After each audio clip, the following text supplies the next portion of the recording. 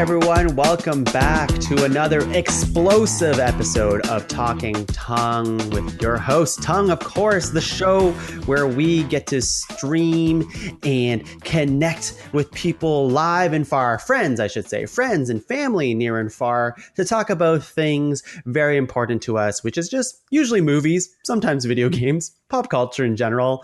And I'm excited because, I haven't done an episode of Talking Tuong in a couple weeks because I moved. I'm in a brand new PodCavern and I'm so excited for my first guest. This is the cherry that we're popping right now. The very first podcast recorded in the new PodCavern.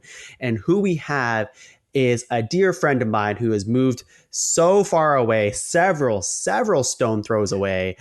We have the snobbish, questionable Jesse Anderson. Now, Jesse, if you've listened to episodes before, you know that I'm using an adjective generator here. I do. How's it going, mate? I'm great. You're good? You're good? I'm excellent. That was my horrible British accent because I live in England now. Okay, let's take it again because I think I cut you off. Let's hear it one more time. Clean take. Okay. Clean take. Okay. Clean take. Hello, love. How you doing? Oh, I don't know, Jesse. I'm not sure how I feel about this. Clean take. No jokes.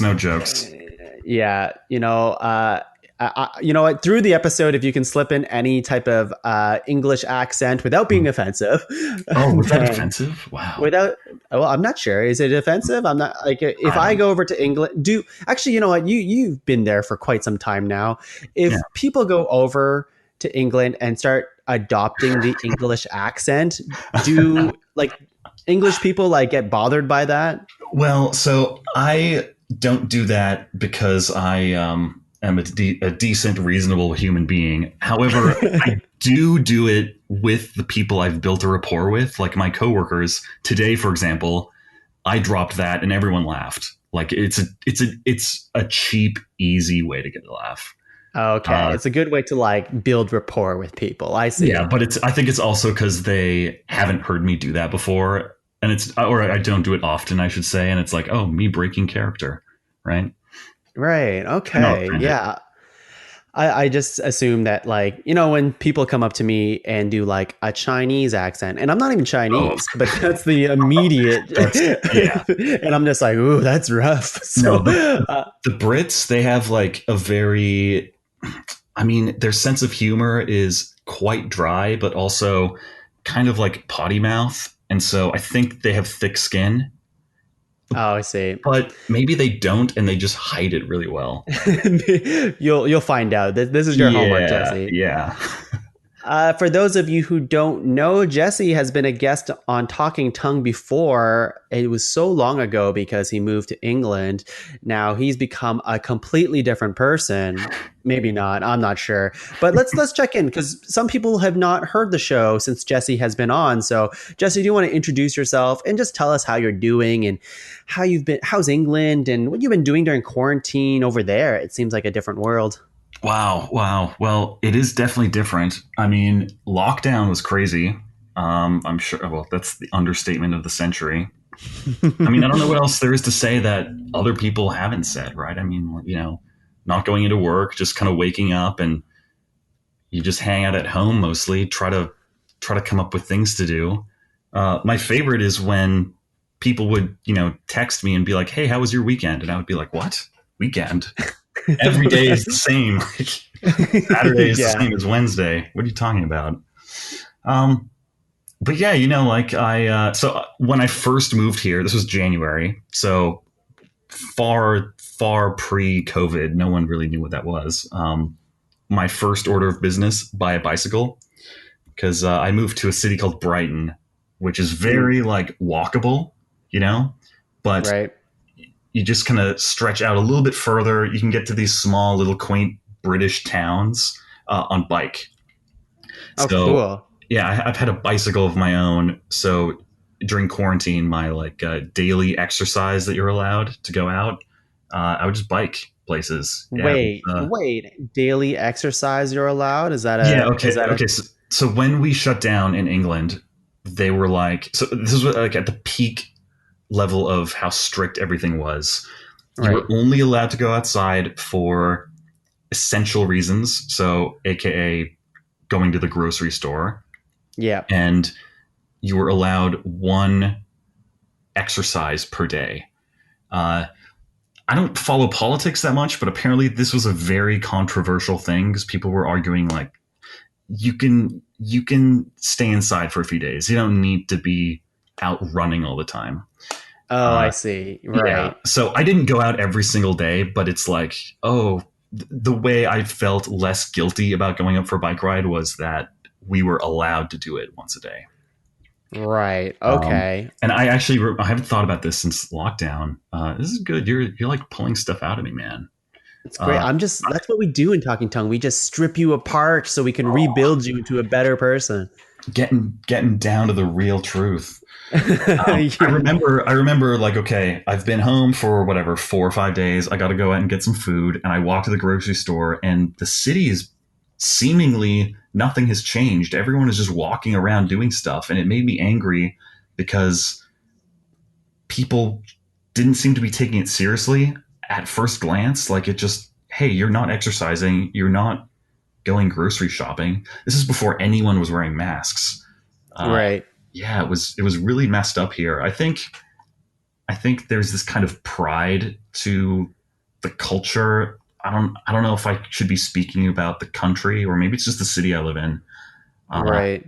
I think that's everywhere, honestly. Yeah, I hope that it's more masks and social distance now. Like everything, at least in Ontario, seems to be opening up again, and hours are starting to come back to the way they were, that kind of stuff. But everyone, for the most part, is like masks mandated and social distance encouraged, all that stuff. So I hope that's the same over there for your safety. For sure. Like, I wouldn't say there's a lot of attempt at social distancing from the average person, but we're definitely at the level where almost everyone is wearing a mask at all times, except the assholes. And so you can kind of pick them out very easily. It's like, oh. Yeah. Have you kicked any, well, I'm not going to say where you work, but have you personally kicked any assholes out? No, we have definitely needed to tell people, hey, could you put your mask back on? Could you put your mask back on? Please, please cover your nose. You know, that whole thing. Okay, well, it's good to know that everywhere around the world is basically the same. Okay. I heard it. Tell me if you've heard this term before. This is amazing. Dick nose. Dick nose? Yeah. No. Surely you know what that means just by me saying it. Yes, I think I know what you mean. I think the origin of that is if you're going to wear pants, but your dick is out, why bother wearing the pants? Same with the mask and the nose. Wow. If you can just say dick nose in an English accent now. Dick nose. Oh, wow. That's pretty good. That's pretty good. We'll work on that a little bit more. Dick nose. No, I'm not going to try. I'm not even visiting. Oi there. Get your dick nose out of my face. Okay. You are getting better. Oh, yeah. Well, Jesse, since it's been so long since we've done an episode of Talking Tongue, and when I say so long, it's only been... When was I on last? Oh, when you were on last? Oh, God. Like... Was that November or something? Several episodes ago, back when the show, before it reformatted into the weekly show.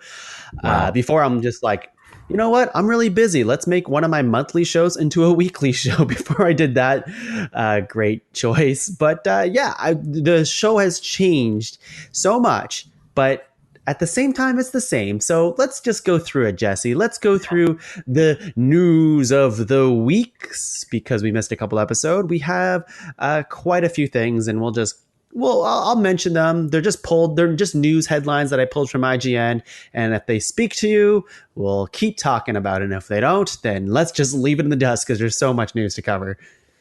Okay, Jesse, how do you feel about The Witcher? The Witcher. I know that it is a video game, and they made at least 3 of them. What about the TV show with Henry Cavill?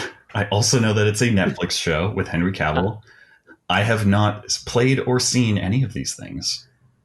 All right. Well, then you won't care that there's a prequel in production with not Henry Cavill. I appreciate the expansion of any properties, so... I might get invested in this someday, and knowing that there's more content to enjoy Sign me up.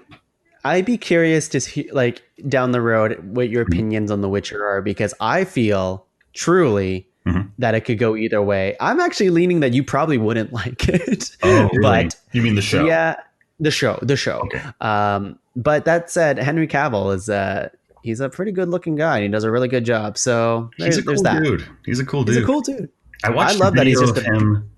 I'm build sorry, a computer. talking over you. Yeah, building That's a computer. Amazing. Yeah, he makes us nerds look better. And then you're like, wait a second. If he's a nerd, like that's what I had going for me. But he's also good looking and really strong. So, You know what I got out of that video? Two things. So one was he's making the same mistakes I made. He put the thing on upside down. I love it. And the other thing I got out of it was if this dude with this kind of hobby can just get jacked, like, you know, maybe there's hope for me too. Maybe I'll get jacked someday. I think, you know what, you will get jacked one day, and that's the next time you'll appear on the show. And we'll do a video podcast for that one. Awesome. Do you know that Universal Pictures and AMC theaters have reached a deal that shortens the time between when a movie premieres in theaters to when it's able to move to other platforms like video on demand? We're talking about the new deals make it so that Universal can move its films after just 3 weeks in theaters. And that's a pretty big deal. This. I did hear. It's going, what, from 90 days to 17 days? Something like that? Yeah, exactly. Wow. It's crazy that it took a pandemic to cause these paradigm shifts. Like, this is something the studios have been wanting to do for years.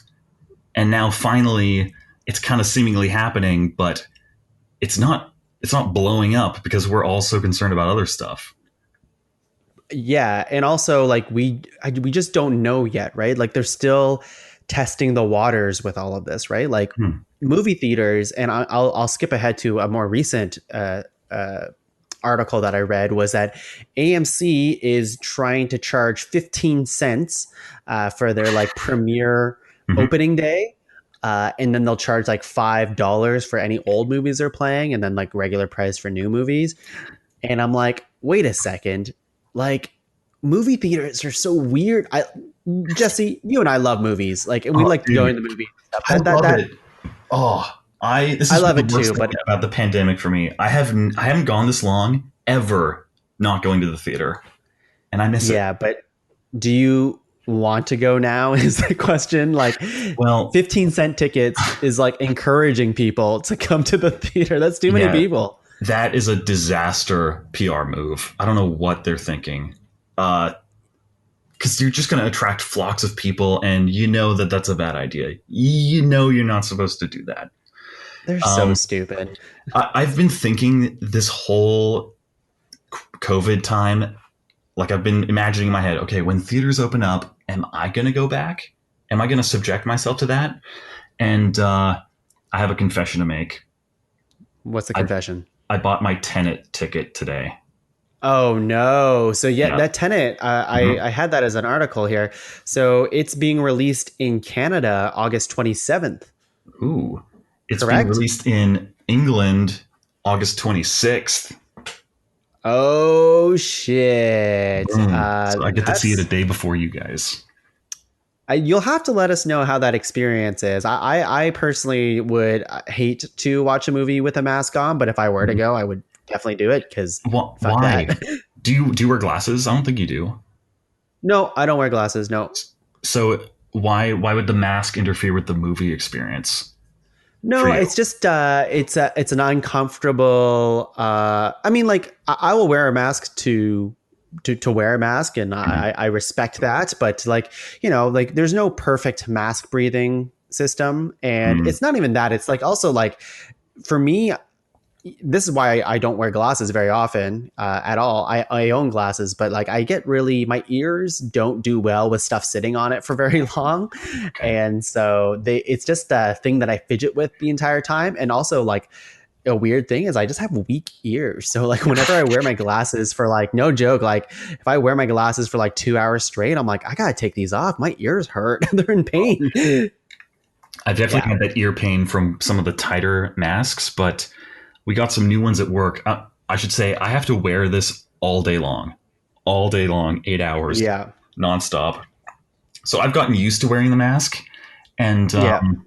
we have these ones now that they're really adjustable, and you can have them really loosely on your ears, but still your nose is kind of holding them up. It's a little Right. weird to say it like that, but I, that's like a non-issue for me, the mask wearing. But I totally get it's not the most comfortable thing. Well, I mean, like the mask stuff aside, going to a theater, it's mostly just like dumb people not wearing anything. Like Yeah, you can't count on the rest of everybody to be like normal, good human beings. Like like someone's gonna fuck it up and just take it off the second they sit down, that kind of yeah. stuff. 5 minutes into the movie, a big sneeze on the back of your neck. Great, thanks. Yeah, yeah, exactly. So like I don't want to deal with that. The Um, theater I found is saying that they have a whole bunch of precautions in place, like social distancing. I guess they're blocking off certain rows of seats, and I don't know. I'm I'm gonna go evaluate it. If I'm not yeah, comfortable, I can always leave. Right? yeah, Uh, I think that's great. And like I'm not saying I would never do it because I miss the theater dearly. I just don't like people these days. yeah, I no, just don't I'm with trust you there. the public. And speaking of, like, this is a good segue into like Disney switching and pivoting Mulan, one of the biggest anticipated movies of the year. Like it was on track to make a fuck ton of money. Like Oh yeah, we were like a week out before it was supposed to. I had my ticket for Mulan, and actually, it premiered like the week before, and people were like, "Yo, this movie is gonna make a ton of money." yeah, the And critic then screenings were happening. yeah, exactly. And then lockdown happened, and they did the Tenet thing where they're like, okay, let's push it, let's push it, let's push it. But Mulan went the other way. They're not Christopher Nolan about it because Christopher Nolan's like, well, it has to be experienced in the theaters. Like, I can't put my things on rental. That's ridiculous. Netflix, no. Yeah, super snobby about that. That's a whole. I love Christopher Nolan, but he was being a real big knob about that. Yeah, I get it. Yeah. But Mulan made the decision to release Mulan streaming at home at $29.99 on September 4th on Disney Plus, a service that does not have a rental feature in it. How do you feel about this? So when I read this, my first question was, wait, hang on. So the prices we're talking about are American dollars, right? Ooh, good question. $29.99.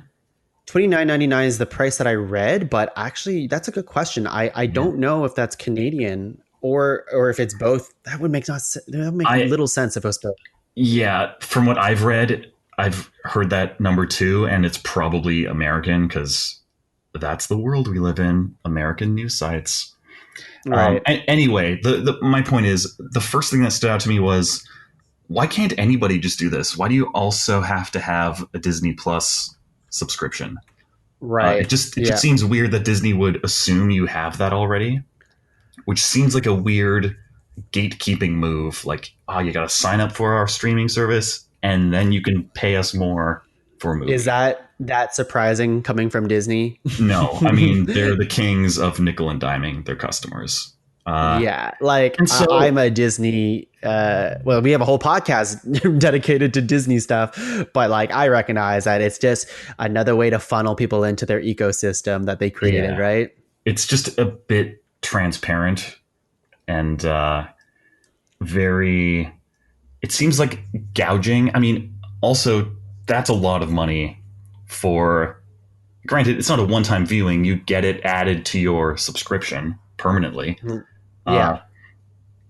For me, a single person, I would never do that because even if it was a movie that I was super stoked for, I mean, hey, I like Mulan as much as the next guy, but I probably wasn't going to go and see this movie. So dropping $30 again, Yeah.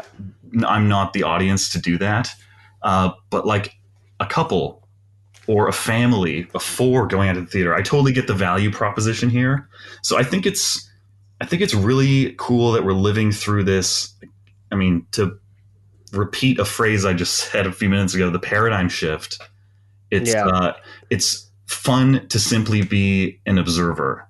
I'm not going to be Yeah, participating, but it's. I will participate in this. I Oh think yeah, you're it's going to do it.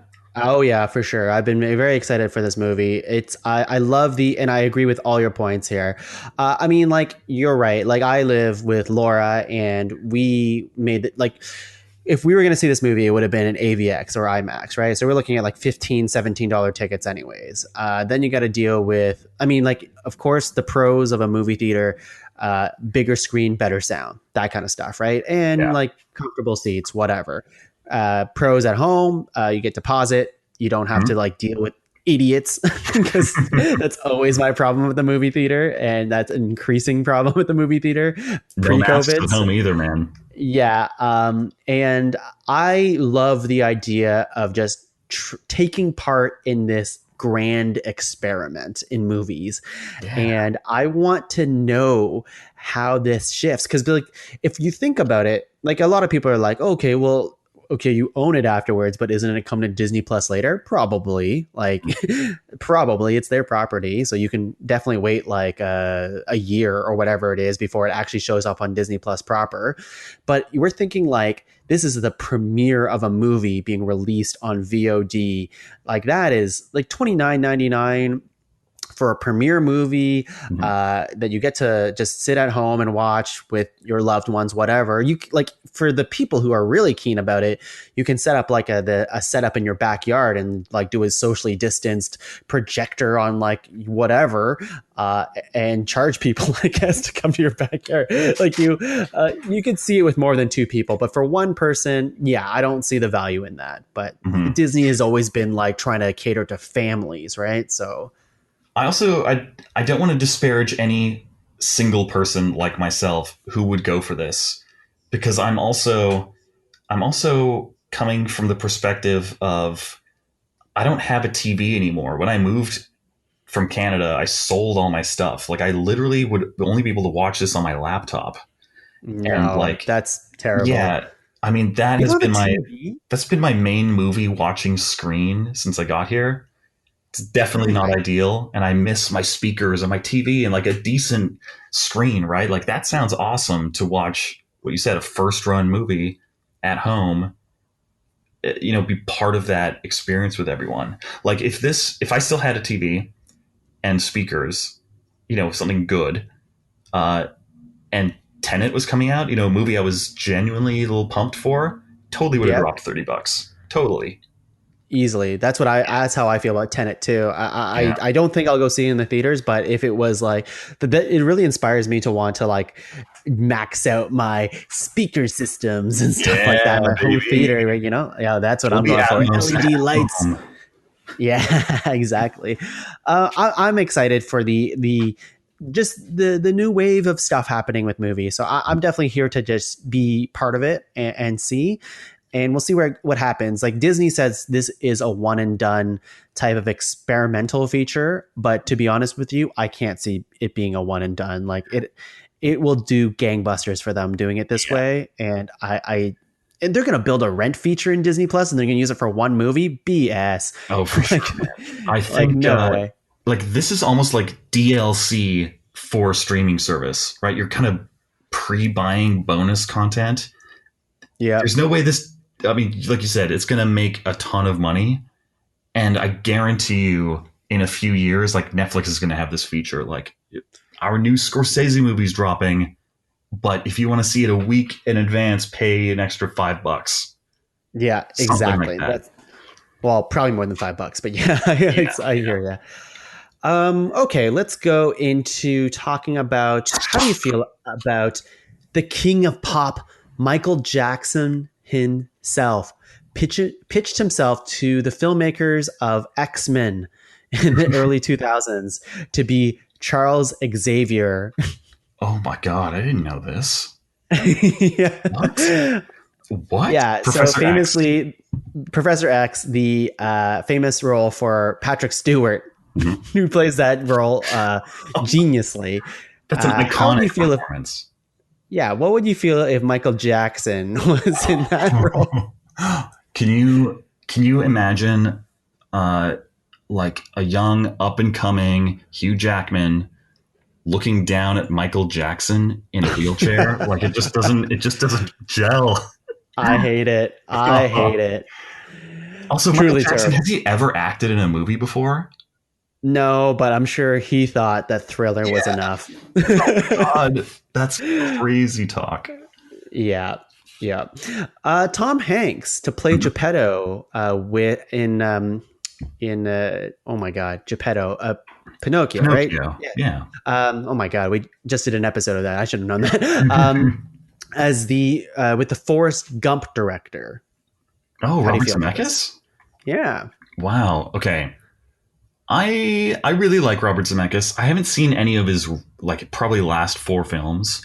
Uh, so I'm really behind on my Zemeckis knowledge, but I do like him. Like he is respectable in my books. So that Mm. intrigues me. I'm really I'm assuming it's going to be a Disney reboot, Oh Pinocchio. yeah, it's definitely going to be a live action something, Okay. but that's Okay. Tom Hanks. Yeah, okay, we're kind of looping back to the Mulan thing, but I have really not been a fan of the Disney remakes lately.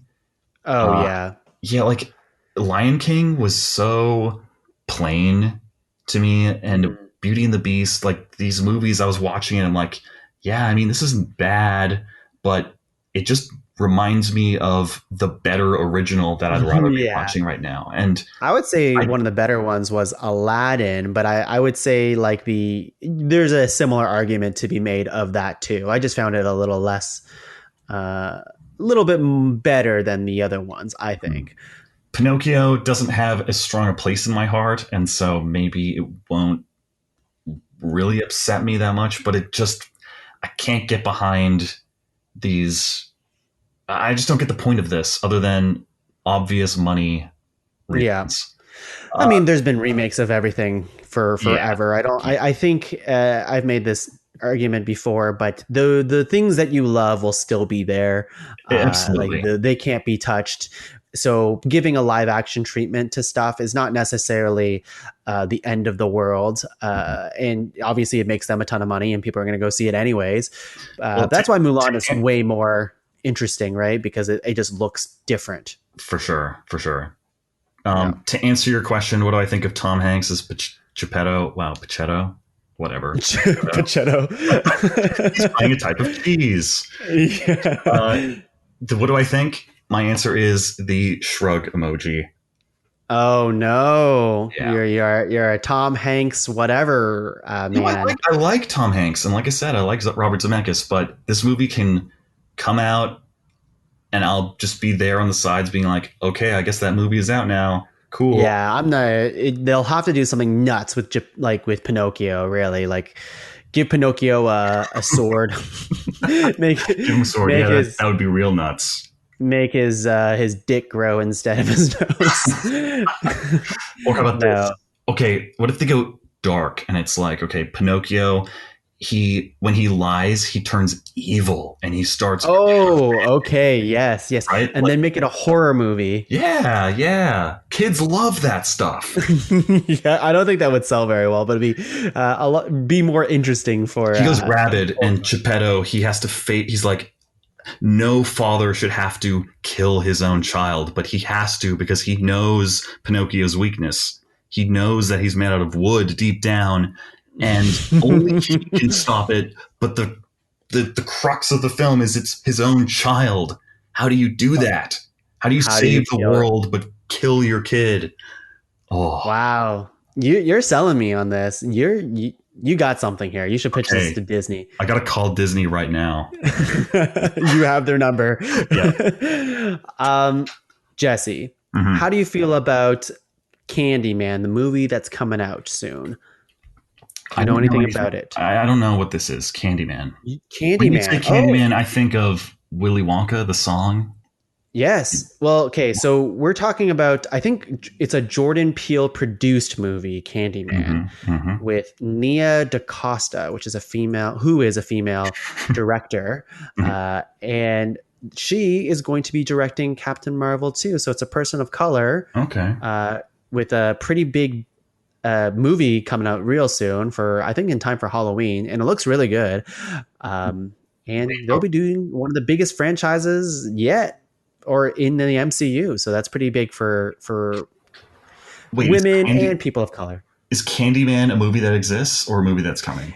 It's a movie that's coming next month. Oh, okay. And she's later going to be directing Captain Marvel too. That's right. Okay. That's right. Okay. Yeah. Yeah, I think it's a pretty exciting thing. I think that's great. I love when like lesser known filmmakers are given a boost into making things that they probably otherwise wouldn't have 10 years ago. Like you make an indie horror movie and now you're making it a big superhero movie. Like that's awesome. I love seeing that. It doesn't matter who you are. Just seeing that like a diamond in the rough talent experiment with something different. I love that. Yeah. And like this person in particular, I'm just looking through their IMDb. So Nia DaCosta is known for her work on Little Woods, which is a 2018 film. And that's it. Has not directed anything else before that except for a couple shorts, 2 episodes of a TV show called Top Boy, and has written 4 other things, which is Candyman, Little Woods, and 2 other shorts. But that's it. Nothing else. Have they started filming Captain Marvel 2? No, I think it's in pre-production. That's way far off, I think. Okay, like 2 years. So I'm getting strong oh man, his name was on the tip. Oh yeah, I'm getting strong Josh Trank vibes from this. Oh no. That's not a good thing. Yeah, but like he made Chronicle, awesome movie. And then he instantly gets thrown into Fantastic Four, and he gets given a Star Wars movie. Was he given a Star Wars movie? Yeah. He was going to direct. I think it was going to be a Boba Fett movie. This is like way before even Episode 8 came out. Right. And so Fantastic Four dropped, and it was a disaster, as we all know. And I think the story is he quit the Star Wars movie, but we all know that never happened. They were like, he fucked this up. He got dropped like French period French. Yeah. French. Wow. 5th period French. 5th period French. Please edit that. Nope. No, we're leaving it in. Leaving it in. We keep things raw in the PodCavern for Talkin Tuong. It's not like this ranked business where it's perfect. Shouldn't have opened this beer 5 minutes ago. God. Jesse. Yes. Nintendo. You know Nintendo. You know video games. You don't play very often. I know Nintendo. You know Nintendo. Here's something that's interesting. And I think this is interesting for anybody who follows video games in the slightest bit, but they had a 500% profit raise in Q1. Oh my God. Wow. Due to Animal Crossing. All for that. Yeah. So this should be not news to anybody, but like it's one of my favorite games ever, just is such a chill, awesome game. But so this game has way surpassed its lifetime goal. This game came out in end of March. It was, I think, lifetime goal was like 12 million units, which is still a lot of units moved, but it's like, through the course of the Switch and whatever happens afterwards, that was the goal. It reached it. It is right now is the second highest selling Switch game ever at 20 million, 22 million units. So That is fucking nuts. That's awesome. Yeah. I'm just so happy for Animal Crossers out there. I played the original Animal Crossing on GameCube and loved it. And if this game, which I haven't played, is anything like that one, I totally get how it is sold so much, because it's just fun. It's just fun. It's chill. You shut your brain off, and like, it's Sims type of work, but it's wholesome. Yeah. Yeah. And I know a lot of people have dropped off since, and I haven't been playing as much as I did when I first started, but like, I'm talking about like, I've put 380 hours into this game. I checked last night. So amazing. I think I got my money's worth, you know? I have to say, I love games where there's no speed element involved. There's no like massive reward system involved. Like, you don't have to grind. And my understanding of Animal Crossing is like, you can obviously unlock things and buy things, but it's not essential for the enjoyment of the game. Yeah, exactly. That's exactly it. And they continually update it every single month, giving you like new items or like new events to like take part in. It's just a nice, wholesome game that Cool. I can play all year round and just like throw it on, have a good time, and then turn it off. It's awesome. Sweet. Now, Jesse, we have to get into the movie of the week, but I'm going to throw you with a couple more before we do that. I've got a news item that I'm waiting for you to hit, and if you don't, I'm going to throw it out at the end. You know what? I'm too curious. Tell me now. Okay. Netflix has released a new feature. Currently, it's only on Android devices, but it's supposedly coming out for other devices, where you can change the playback speed of the thing you're watching. I saw this, and I know. Okay. My opinion of it is that I don't care. Like, I won't use it. So I mean, there have been cases in the past where I really had to like watch a thing really quickly to finish it for a deadline for some arbitrary thing like a podcast or something like that. And there is a use there for sure, but it like kind of takes away the pacing of a movie when you watch it like that. And I think that's the main argument of filmmakers and editors. They're like, you're taking away the soul of my movie, man. And for me, I'm like, you know, I get that for sure, but most people will probably just leave it on regular speed, I think. And if they need to fast forward, then whatever, let them do it. Yeah, I mean, I am opposed to the speeding up thing because I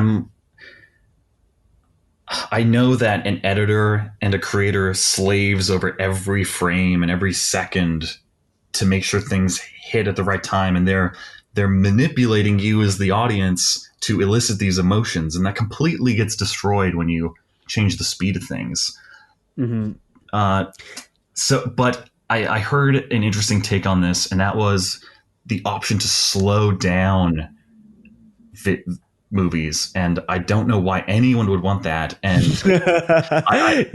this was the take I found: people who are hearing impaired, and subtitles aren't on screen long enough, they appreciate it to be slowed down, and you know, that I respect. I appreciate that is you know, it's an accessibility feature, and I think when I think of it as an accessibility feature, yeah, it's like, it's cool that it's there and you can use it if you want to.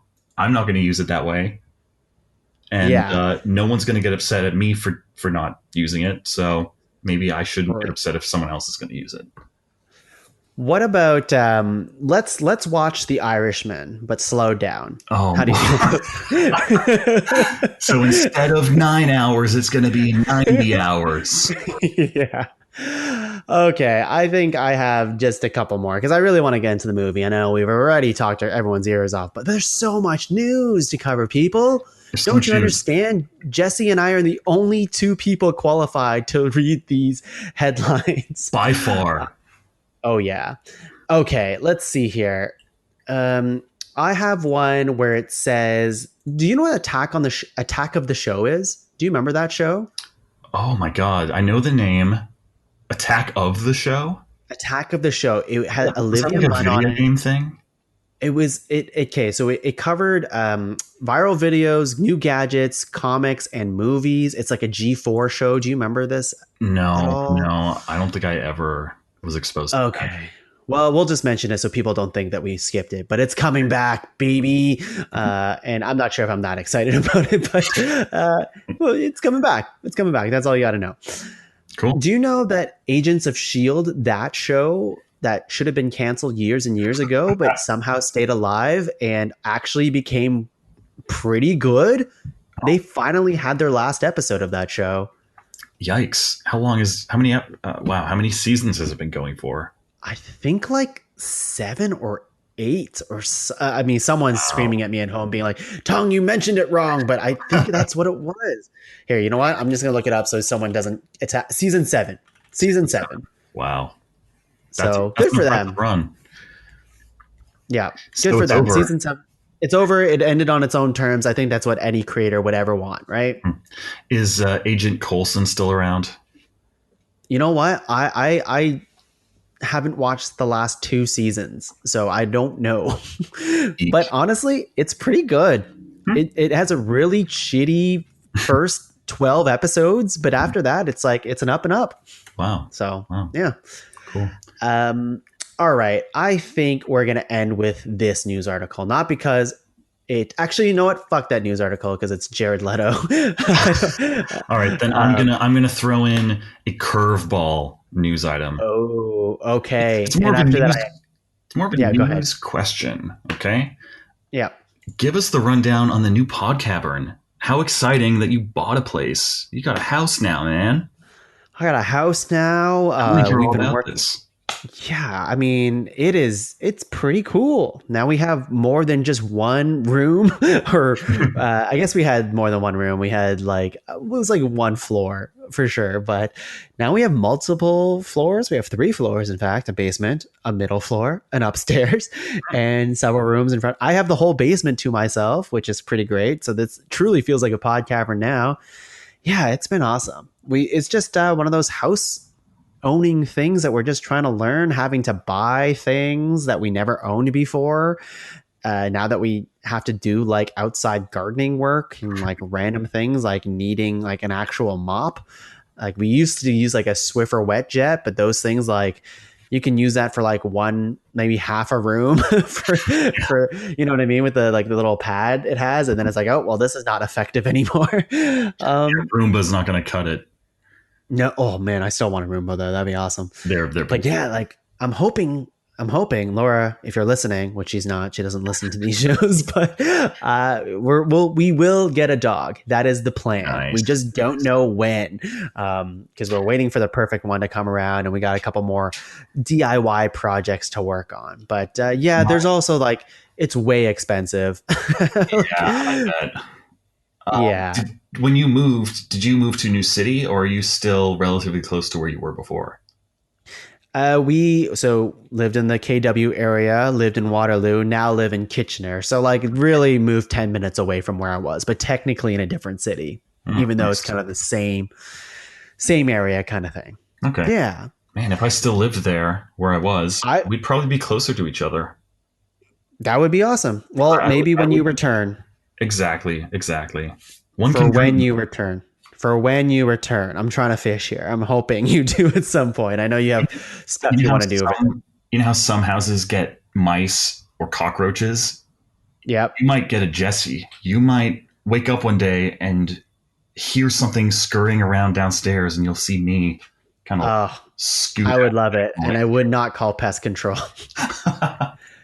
Hey, you know what, though? We had a wasp that ended up in our garage the other day. And this is a quick story here, but basically I saw I was barbecuing. I'm like, oh, there's a lot of wasps going underneath this shingle. Oh, fuck. And then I immediately realized what that meant. And I'm like, okay, well, I'm going to go look on YouTube videos and see how I can get rid of it myself. And after all the YouTube videos I watch, it just came down to like, do you have the gear, like any protective stuff? The answer is no. Do you have a ladder that's like tall enough? No. And are you comfortable with it? And it's like, not really. I don't want to fuck it up. So I called like a wasp exterminator, and luckily they had a last minute cancellation so they could come the day after I called, because otherwise it'd be 2 weeks of just having to deal with that shit. Oh. And they just sprayed underneath the shingles, and they're like, okay, call us back. But do you have anything in the garage itself? And I'm like, oh shit, I don't know. Like maybe, like probably, I guess. Mm-hmm. I didn't check. I'm too scared. Like fuck that. So they went in and they found a fucking huge wasp's nest. We're talking about the size of an inflatable beach ball. Like I got to look at it afterwards and I was like, holy shit, like fuck. So did you have trouble sleeping that night? I slept like a baby as soon as I knew that they got rid of it. But like, I'm just like, holy shit. Now it's a whole thing of next year we have to find a way to like, the wasps will get in if they find a way in. Like they're tiny things, right? So it's Wasps just find a way. Wasps find a way. Mm. Two last Well, items I have for you, Jesse. well, Oh, I'll just sorry. Go say, ahead. I wanted to say, like, to cap it all off, congrats. It's a huge move in life, huge step, and I'm really happy for you. Well, we're really happy to have you here as a guest one day, hopefully, and Totally. we'll make sure that it's decked out in Tenet posters for you. Okay. Okay. Unless you hate the movie. All right. You're painting me as like this hyper super fan, and I'm risking my life to see it. No, I just kind of casually decided to buy a ticket. I'm not I actually. was I'm more excited for the experience of going to the theater again than I am for the movie. You know what I I'm mean? just down to see Arpats do his thing. I want to see him do his thing. So I forgot he was in it. oh yeah, he's back. He's back with a vengeance. There was a new Tom Holland movie that dropped, like a trailer for with Robert Pattinson, Sebastian Stan, Bill Skarsgård. It looks good. Speaking of Robert Pattinson, this is like super off topic. Did you ever see The Lighthouse? We talked about that last time. Oh yeah, we saw. I swear You we hadn't saw seen that. it yet. You hadn't seen it yet. Okay, I keep thinking that we saw that together, but we Oh, didn't. no. I saw it with another friend. As long as you saw it, that's all that I saw it. matters. I loved it. It was amazing, right? I loved it. So good. But that's not the movie we're talking about this week. And you know what? I'm going to gloss over these last two news stories because we've almost filled the entire episode without talking the movie. But I will say that the last two news stories is there's a Fresh Prince of Bel-Air reboot happening as a drama. There was a YouTube video of someone who did, those like YouTube videos of fans like making like faux trailers for something. Yeah. Where this time the studios were like, you know what? We love it. And Will Smith is rumored to come back to reprise his role. And I'm like, you know what? Like, you don't have to bring this show back. It's a great show. I read this headline / article / what do you even call it? Mini theoretical guessing article. It's not really new. Anyway, why is it a drama? Why? It's a big why. It's a big why. Like, I love Fresh Prince of Bel-Air. I think it's a great show. It was a good product of its time. There's some episodes that still stand up, still good stuff. But I don't need it to be rebooted as a drama. He's not a Fresh Prince anymore. It's true. He's literally not a Fresh Prince anymore. What are you going to do about it? He's a wilting king? Yeah, and Uncle Phil's, like, he passed away. So, like, what do you... He did? Uncle Phil's gone? Uncle Phil's gone. Yeah. I didn't know that. Oh, yeah, he's been gone for quite a few years. Yeah. So like I'm just like, why would you do it? It's anyways. Also, I don't think you can do the Carlton in a slow, moody way, yeah, they just don't work. You know what it is? It's that that actor, his name escapes me right now, but Carlton loses his he gets in an accident and he can't use his legs anymore and he can't dance anymore. So that's how they make it into a drama. It's so dark. Last news story. Dark timeline things, man. We're good at it. Yeah. Last news story before we get into the movie. And again, I think the actual talk about the movie won't take very long at all, which is Airbnb renting out the last Blockbuster for overnight stays. How do you feel? That's the most millennial headline I've ever heard. Dude, would you stay there though? Actually? No, it's just a big... You wouldn't stay at a Blockbuster? No, it's just a big empty room with shelves. That doesn't sound... But it has... No, but it'll have all of it'll be still look like a Blockbuster. It'll still have all the movies that the joy of Blockbuster was always to just skim through a bunch of DVDs and stuff like that as you're walking past and grab a bunch of snacks and stuff. But the joy of Blockbuster was over and done with in 5 to 10 minutes. I don't need to, maybe the way you did Blockbuster.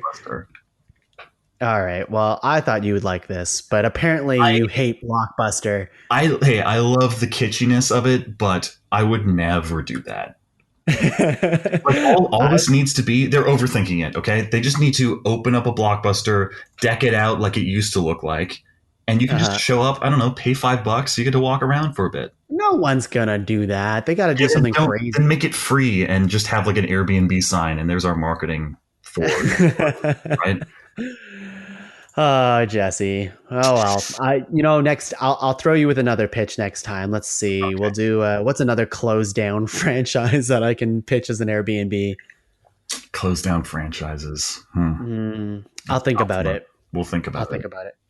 Okay, Jesse, we are finally here, almost 50 minutes into the episode, finally talking about our movie of the week. I hope the audience has stuck with us because I've been having a good time. I don't know if it's translating well to other people, but let's go for it. I'm also having a good time, even though I cannot speak today and we're leaving this episode raw. So anyways, okay. Jesse, yes. Can you please introduce the movie of the week and why you chose it? Yes. Okay. Well, I was graciously given the opportunity to just pick whatever the hell movie we wanted to talk about. And I chose a movie that I have always wanted to see and for whatever reason just kept putting it off and putting it off. This movie is Darren Aronofsky's debut film, Pi. Restate my assumptions. 1. Mathematics is the language of nature. 2. Everything around us can be represented and understood through numbers. 3. If you graph the numbers of any system, patterns emerge. Therefore, there are patterns everywhere in nature. Pi, 1998. 1998. Let me give you my personal backstory with this movie. So, when I first got into films, when you discover something you love and you're like, oh, I've got to check out all these cool things. And you discover directors who you really like. And you go back in time through their whole catalog. And maybe you discover an actor in that movie and you follow their path going back. And you build this own web of your own personal interests in film. Well, as a young guy, I quickly found Requiem for a Dream because it was like, oh, this mind-bending, crazy, hyper-stylized film. And I got to see Darren Aronofsky, he's this new-ish filmmaker who with this crazy perspective. And Pi was his origin story. That was his origin, right? And I'm still, back then, wanted to make a movie someday, and I still have that passion inside me. And I love more than anything else watching someone's first movie. It doesn't matter if they made it big or not. But just watching someone's first film is such a special thing to see because you just know that idea has been cooking in that person's mind for years and maybe decades, right? Yeah, and it's usually their first movie that gets to launch them into their second movie if they're successful enough. Yeah. But you learn so much about that director's mind and how they think and probably who they are from that first film. Like Clerks. Like Clerks or seriously, like Pretty Raw movie, but that's pure, unfiltered Kevin Smith. Right. And it's great. Another first movie I love is Bottle Rocket. That's Wes Anderson's first movie. Did you ever see Sexy Beast? I have not. Who's that from? That is Jonathan Glazer. Okay. He was a music video director, like big in the 90s. Okay. But that was his first feature film. And it's really, if you want like a small, fun, it's not really a gangster movie. It kind of is, but like, don't expect Goodfellas. It's just, I think the characters are gangsters. Yeah. It's a cool, unique film. Anyway, check it out. It's a good first outing for a director. But Pi was like, this fits exactly what I want. It's a first film from a director who made it big, whose movies I enjoy. Got to check it out. And for whatever reason, it just never really was something I did check out. So we watched it this week, and we're going to talk about it. Yeah. So how do you feel about it? And I love all of the, the preamble before what you just said, because I think it's really fitting to like, I love that idea of like watching someone's first movie and really getting inside their mind when they're like completely, we've been using this word a lot today, raw, like they don't have everything completely tapped in with the experience yet, but there's something there that they can elevate for future movies and stuff. And like Aronofsky, for me, I like a lot of his movies. Like I like Requiem, even though I haven't seen it in a very long time. Black Swan, like shattered my mind. The Wrestler was really good. And after that, I did Aronofsky do The Fighter? No, that was a guy whose name is escaping me. That's David O. Russell. Fighter in the David David O. Russell. Yeah. So I like his stuff, although like sometimes I think he intentionally just wants to do the mind fucks all the time. You know, like he's just like, here, I'm gonna fuck you with this crazy shit, which is fine. Yeah, but I think like it is very effective in those movies that I mentioned. I never saw Mother, and I didn't. That's with a Jennifer Lawrence movie. I had no interest in it. And but Pi itself, I kind of felt like I knew exactly what was going to unfold, not like story beats, but like the tone of the movie in the first 5 minutes. I'm like, okay, we have this mathematician essentially who is a little bit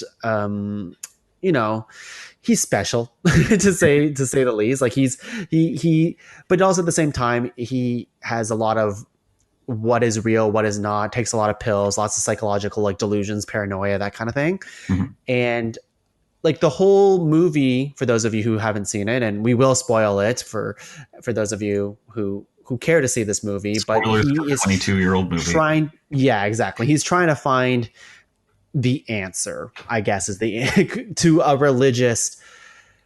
How would you describe this? Like a religious like symbol, or is it like? I mean, I don't think that's even his intention. This was my biggest problem with the movie is you never really get what the protagonist's desire is, right? Because he starts out as kind of an unhinged mind, and he's not totally a likable character. He's not evil. It's just like, it's kind of a dick. Yeah. Can I relate to this person anyway? No. Yeah. He's kind of a dick. And it's someone else's idea, when he meets up with the Hasidic guy. Man, I'm blanking on the names. I should have written this down. I think I did write this down. Anyway, I wrote it down, but I'm already forgetting. We saw this over a week ago. So. Yeah. Oh, okay. So main character's name is Max. Yes, that's it. He's this unhinged kind of math genius who seems to have become a recluse and shunned society, shunned, academia, to do his own thing. He's built a computer in his home to do who knows what, calculate numbers. And it kind of looks like he's really just trying to predict the stock market. Oh, yes. But even that doesn't seem to be his main goal. He just seems to want to predict reality. And the stock market is his way of determining if he's getting close to doing that. I think that's actually accurate. And like, it seems to me he mentioned a couple times that he wants to use math to kind of make sense of life and the world around him, and that the stock market is like a living and breathing organism, and it's a very unique thing for him to kind of like solve. But he actually ended up seeing numbers that he's like, what are these numbers? And like through his mentor's like, who actually plays Hector Salamanca in Breaking Bad. Yes. Yeah. I was so pumped when I saw him. I was like, oh yes, sick. Yeah. But his mentor's like, don't get close to the numbers, which I'm like, this is kind of silly, but whatever. And he meets up with Lenny, this Hasidic Jew, who teaches him that they are also using numbers to get closer to God or learn more about God. And I guess this sparks something within him, and he starts to realize maybe there is a greater significance to numbers than he even thought. Right. Yeah. And I think that's where the movie goes, is him like trying to figure it out, and him, lots of like montages of him like taking pills and pressing buttons on his keyboard and that kind of stuff. Lots of quick cuts. His cyberpunk bedroom. Yeah. Oh, but by the way, like if I do have to compliment this movie, that music in this movie is dope. Like it was pretty. It's like this proto Matrix kind of techno. Yeah. score. Yeah. Pretty I really dug it. It really set tone, and like it really made me feel excited to see what happens next. Because without that music, I'd be like, okay, well, this is kind of dry. It is a black and white movie, which doesn't mean it's immediately boring or anything like that. It just means like it's it's a very simple movie. It's very low budget. You can tell as well.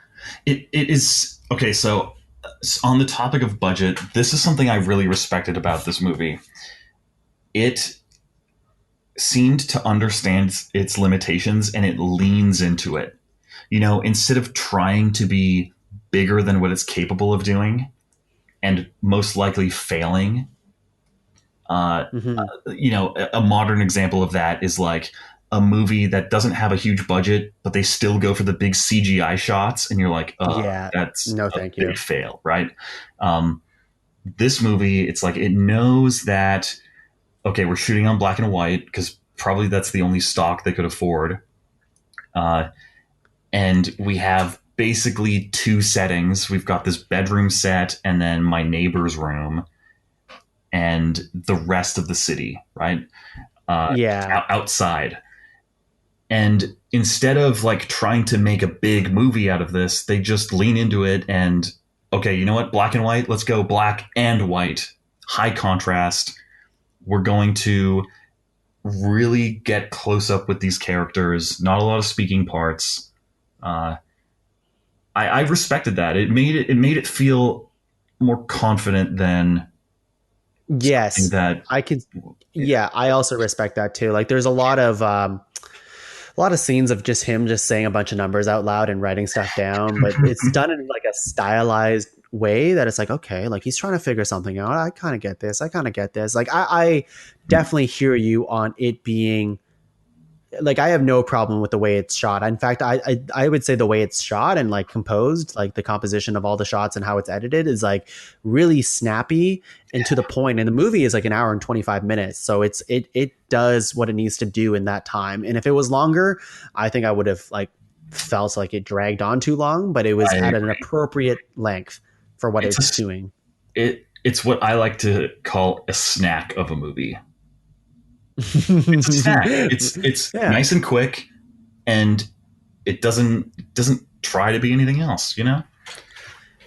Yeah, I would say like some like the plot and the through line of the movie, there's like some confusing stuff that is like, okay, I can piece this together, I guess. Like, it's not, I don't need the answers to all this, but like it's I will say like there's a Marcy character, which I'm pretty sure is she is the black woman who like comes and confronts him, works at the government, or like, I don't know, works for like some sort of shady thing that like she's like, I will give you this computer chip, like just a MacGuffin basically, to if you help us predict the stock market. And then she sends her goons for them, or for Max. And she comes in really creepy and then tries to kill Max, or at least beat him up for his knowledge. And then his buddy, who's not actually his buddy, saves him and then beats him up. So it's like, I don't know. There's a lot of weird stuff. And tells him, okay, we got to use your mind to get closer to God, learn his true name. Yeah, I mean, saying all this out of context sounds like complete bananas. And I'm trying to think now, like, how did I feel when the movie ended? And I don't remember feeling disappointed.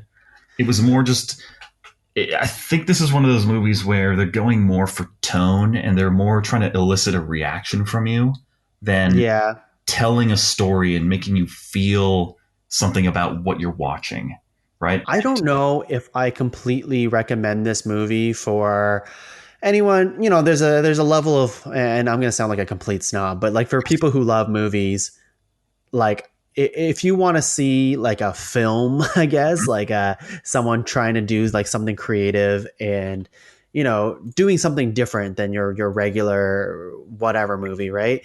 Yeah, Then this movie does that. This is a movie where a guy is running through the New York subway system and he finds a brain, a throbbing human brain on the stairs, and he starts poking it with a pen. Yep, but that's also as part of his imagination. And he's reacting as if he's poking his own brain. Like, I love that kind of stuff because it's just whack, but it's not for everyone. That's for sure. Yeah, it's definitely a movie for people who like a psychological, like, it's a psychological thriller, I would say. Like, and Mhm. it has those aspects of it. So if you want something that's like trying to put some ambiguous mystery into their movie and you're curious about that, then I can see people liking this movie. And I like it on the merit of it being like an art house film. That's how I feel about it. Yeah. But I don't know if I loved it. Like at the end of the movie, I was like, I'm glad I watched it. I'll probably never watch it again. That's how I felt. See, I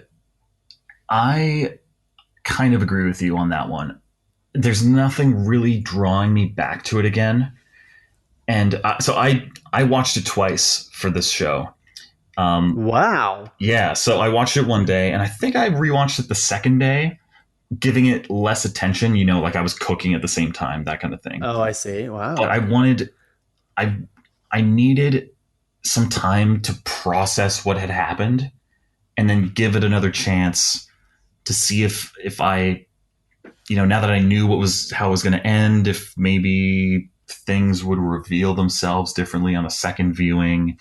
It didn't really give me that much, but the second time around, it wasn't boring the way some second viewings are. Like it still captured my attention, and I still had a fun time kind of watching things unfold. Right. Having said that, though, I don't know if I'll ever be compelled to watch this again. Who knows? Maybe in 10 years, I'll go on another Aronofsky kick and I'll check it out. Yeah. But I think like his other films are a little bit more compelling for me to watch. Like totally, I'd much rather. Totally. I would even give his like other new movies that have like Mother. I would give that a watch before I watch Pie again, probably. For sure. But I will, like, just for my movie cred belt or whatever, like at least I have this to like be like, I've watched Pie, like I can talk about this, so I feel good about that. Yeah. And I would say the reaction that I got at the end of the movie was pretty high. Like the climax of the film where he like throws away all his pills and destroys his computer out of like a hissy fit or whatever, and being like, I'm the only one who understands God because I have the numbers in my head, man. Just 216 numbers that actually spell out a name, and I know God, whatever. Yeah. And then him putting like a drill to his head and like God. And like Shocking. Drilling his head, like that was fucking nuts. That was such a good effect. I don't know how they did that. I don't know how they did that either. It actually looked like it drilled into his head. Well, that's true. It did look like it drilled in his head. I will say though, like to me, I think the ending is supposed to be ambiguous and stuff. Mm-hmm. And the thing that I got out of it, and maybe we all have different answers because I'm not sure if it's supposed to be kind of like on the, like, who knows, it's up to interpretation. But it sounds to me like he actually died at the end of the movie, and he got free. Like he was finally free of numbers because he can't answer any of those questions at the end. Like the little girl goes up to, he's like, do you know like this divided by this? Like at the beginning of the movie, he like says it right away and he's like bored. And at the end of the movie, he's just like, huh. Like he either doesn't care or he's just like, what's the answer? So to me, he's like free from all this nonsense, and he probably killed himself. See, this is what I like about you, Tuong. We have different takes on the same thing we saw. So I remember we had this very similar conversation when we watched Joker. When I watch a movie, I'm the sort of person who takes what I'm seeing on screen literally. So like the fact that he was on the park bench talking to the little girl after the drill scene, I kind of accepted it as like, oh, he survived, so he's still alive. But I guess he drilled into the part of his brain, and now he's not a math guy anymore, and he just can't answer those crazy questions. Yeah, I mean, but drilled in the head could very easily kill you. It's a movie. Yeah, interesting. It's a movie. I agree. And it's not like Joker where like even now, speaking of Joker, like I completely forgot about that movie. Like I don't care anymore. I guess it's like it's been enough time to be like, oh, the things that I like to dive deep and like chew on in movies. Like this was the biggest thing I had to chew on in this movie. And like maybe this is telling of the movie that like I didn't go onto forums afterwards to like check other people's opinions on it or whatever. I was just like, this is my opinion on it. I'm going to stick with this. Moving on. That's how I felt. I recommend that way of going just in general. Yeah, but I do like talking about stuff, so this is why the show exists. Yeah, absolutely. I love it too. There are a couple things that I wrote down that I wanted to point out. Sure. There was a Go board featured in this movie. Oh, yes. Strangely, I had just watched Knives Out the day before we watched this, which also features a Go board quite prominently. There's some little trivia for the folks out there. If you want a Go board marathon, watch Knives Out and then Pi. All right, it's a weird double feature, but okay. Super weird double feature. I had a question for you. So you know when Lenny is explaining how Hebrew is numbers, and he's like, "Oh, if you take the word for father and the word for mother, and they equal these numbers." You get this number, which is also the word for child. I love that kind of stuff. Like, that's super cool. I don't know if that's true. I don't know how you can build a language like that. Like, does that mean the word for day plus the word for alcohol equals the word for tired? You know, like, I don't know how much truth there was behind that, but it was a cool way to take this dude who cared so much about math and then suddenly make him care about this religious aspect of things. Right. Yeah, that was kind of cool. I wish I knew more about Hebrew and I could prove this or not. Like, to me, that was like the action scene of the movie. Of just like, it kind of was, wasn't it? I'm going to write down stuff and say it in a confident way. And this entire time I'm explaining stuff, it's just me writing on this piece of paper, but it's done in a stylized way. So you're like, ooh, this is supposed to be the exciting part of the movie. Yeah. All right, Jesse. Well, I think that's it for me on this movie. Is there anything else you want to say? You know what? In fact, here's something, Jesse. Okay. If you had to rate this movie on a scale from 1 to whatever arbitrary scale that you'll invent right now, what would you rate it? I would give this, all right, on a scale of 1 to 10 throbbing brains, 7 being the highest, I would give it a power drill. Very good. I like this. I'm confused of 10 throbbing brains being the max, but then 7 is the highest score you can get. On a scale of 1 to 10, 7 being the highest. Oh, I see. I hear you. But the power drill makes perfect sense. So this is good content. I cleared that up. Jesse, thank you so much for being on the podcast today. It's so nice to hear your voice. Thank you for having me. Man, it's been too long. I hope to have you back. And now that you have proper internet and better microphone, then I think we can do more of these. Sign me up. And I hope you come back to Canada soon sometime. I don't know how long you plan on being gone, but it's too long. You've been gone for too long. I will be here until at least December 2021. Wow, that's way longer than I thought. 2-year visa. Oh, it's a 2-year visa. Okay, that makes way more sense. I also don't envision like traveling back to Canada just for a visit, because that's a really expensive, long trip. You don't want to travel during COVID? Come on, man. If there's anything I love more than life, it's quarantining myself for 2 weeks on both ends. That's fair. Well, Jesse, it's so nice to hear from you. Do you have any plugs for the people of like, if you have creative content, please feel free to plug it. And if you don't, then maybe plug like another movie or TV show you've been chewing on. Wow. Okay. Well, I certainly have no personal plugs for you guys, but I will plug this. It's a show that Pi reminded me of, because there was this whole focus on patterns and order and trying to predict humanity. And that show is a show that came out this year. It's called Devs. You told me about this. Yeah, I really, really liked the show. It's by Alex Garland, the dude behind Ex Machina and Annihilation. And he's written a few other movies too, but those were his directorial efforts. He did the entire season of Devs. It's great because it's a... Is that Nick Offerman? Yeah, Nick Offerman. He does not play Ron Swanson at all, like nowhere close to Ron Swanson. He plays more like a Steve Jobs kind of Zuckerberg. Nah, not Zuckerberg. I don't know. He's like a tech genius who just kind of lets people do their own thing. That's good. I want to see him in different roles anyway. Yeah. So that's good. I'll admit that he was the main reason I watched this show. But the whole series is about, okay, I'm not going to give anything away. I'm not going to give the premise away, but I'll just say the concept of trying to predict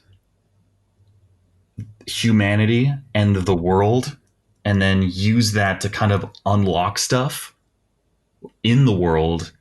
That's what this whole show is about. And it's a lot more direct and exciting than Pi is. It's cool. And as I recall, it's like 6 episodes or 8 episodes long, and that's it. Like, it has a proper ending. It's not going to be like season 2 next year. It's a little self-contained show, and it's pretty sweet. All right, you've convinced me. I will add it to the ever-growing list, but I'll push it higher. I'll push it higher. Sweet. All right. Jesse, thanks so much again.